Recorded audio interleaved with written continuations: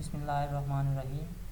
Assalamu alaikum. I am Muhammad Akib, roll number 23 from group 7.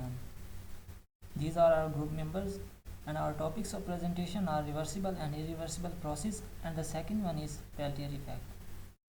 Reversible process. A reversible process for a system is defined as a process that once having take place can be reversed and in so doing leave no change in either system or surroundings. Both the system and surroundings can be returned to their initial states. ऐसा process जिसे एक दफ़ा complete करने के बाद reverse किया जा सके और उस दौरान सिस्टम और सराउंडिंग पर भी कोई इफेक्ट ना हो, उसे रिवर्सिबल प्रोसेस कहते हैं. And we know what the system and surroundings are.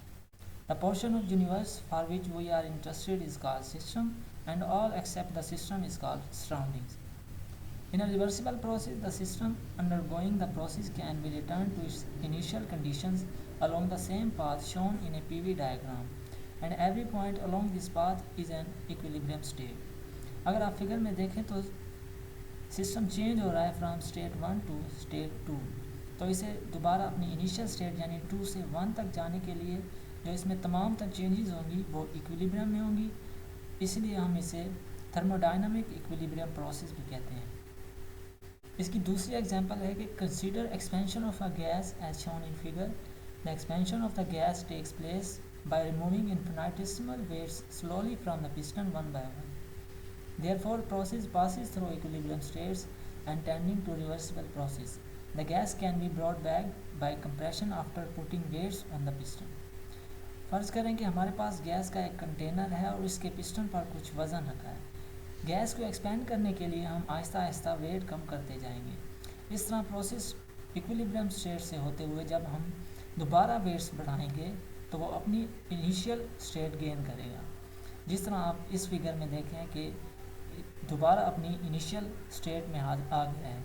अब आपने इसमें एक बात का ख्याल रखना है कि गैस की फ्री एक्सपेंशन ना हो. अगर गैस की फ्री एक्सपेंशन हो गई तो वो प्रोसेस रिवर्सिबल नहीं बल्कि इरिवर्सिबल प्रोसेस हो जाएगा, क्योंकि free expansion of gas is irreversible process and can't be reverse to its initial state. Reversible process की कुछ एग्जांपल्स हैं, वो देख लेते हैं. फ्रैक्शनलेस मैस स्प्रिंग और पेंडुलम, एडियाबैटिक एक्सपेंशन और compression in frictionless piston cylinder, stable equilibrium states and isothermal expansion और कंप्रेशन. नेक्स्ट है जी हमारे पास irreversible process. An irreversible process is a process that cannot return both the system and surroundings to their original conditions. That is the system and the surroundings would not return to their original conditions if the process was reversed. एक ऐसा process जिसमें अगर उसे reverse करें तो system और surrounding पर effect पड़े और वो दोबारा ओरिजिनल स्टेट में दोबारा ना आ सकें, तो वो प्रोसेस इरिवर्सिबल प्रोसेस कहलाएगा. All the natural process are irreversible.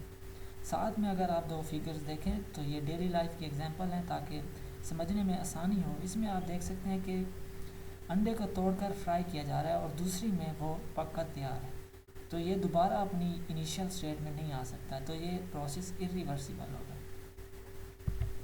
आगे कुछ फैक्टर्स हैं जो प्रोसेस को इरिवर्सिबल बनाते हैं. उनमें फ्रिक्शन है, free expansion, mixing of two gases, heat transfer between finite temperature difference. इसकी एग्जांपल में प्लास्टिक डिफॉर्मेशन यानी किसी मटेरियल को इस हद तक डिफॉर्म करना कि वो दोबारा इनिशियल स्टेट में ना आ सके. इसमें रबर आ जाएगी और दूसरा प्लास्टिक बैग वगैरह. दूसरी है flow of electric current through a resistance, spontaneous chemical reactions and spontaneous mixing of matter of different compositions. अब हम आ जाते हैं अपने असल टॉपिक पे जो है Peltier effect. In 1834 a French watchmaker and part-time physicist Jean-Charles Athanase Peltier found that an electric current would produce heating or cooling at the junction of two dissimilar metals.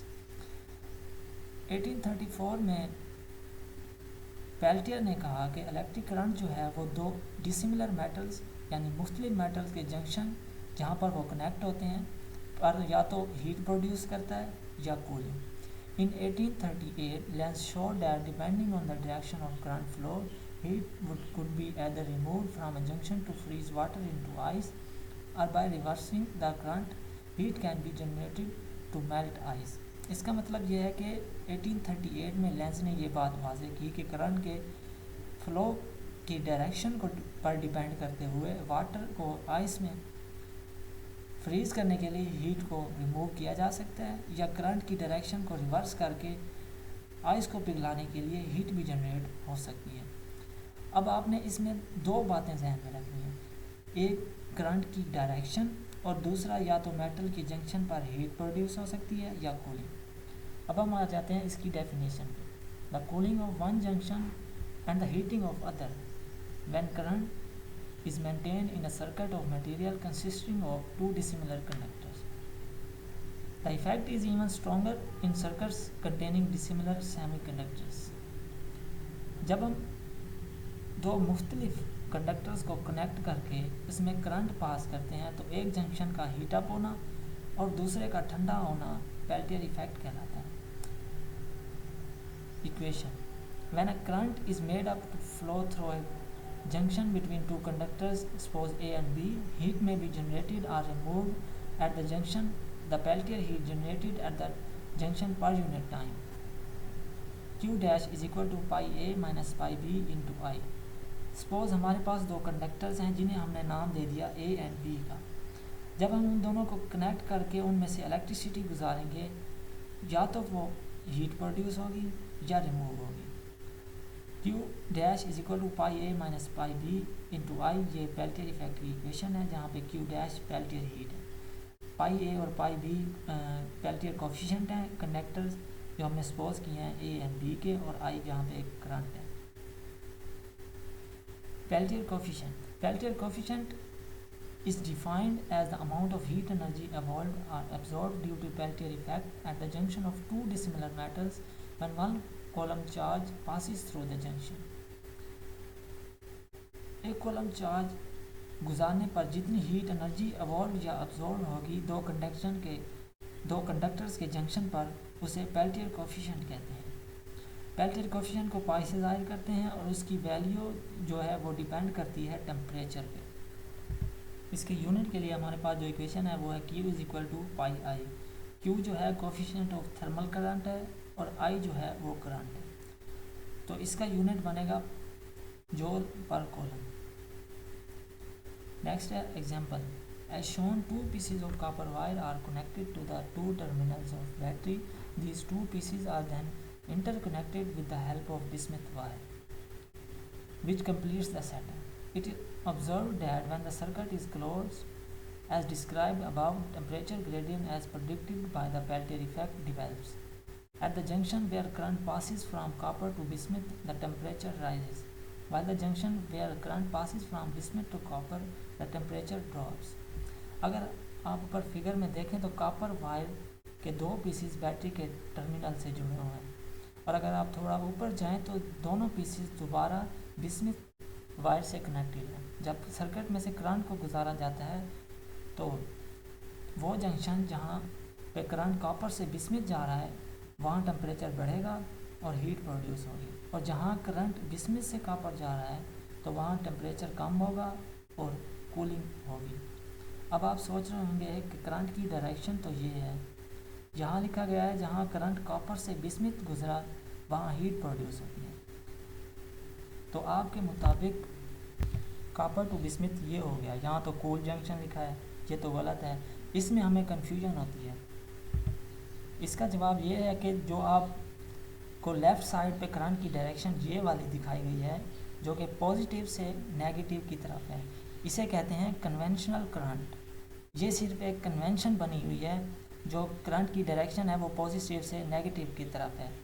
हालांकि जो एक असल करंट होता है वो प्रोड्यूस होता है electrons की वजह से, और इलेक्ट्रॉन्स पर होते हैं नेगेटिव चार्ज, और नेगेटिव चार्ज हमेशा पॉजिटिव की तरफ जाएंगे। तो जो असल करंट है वो होता है इलेक्ट्रॉनिक करंट, वो हमेशा नेगेटिव से पॉजिटिव की तरफ फ्लो करता है।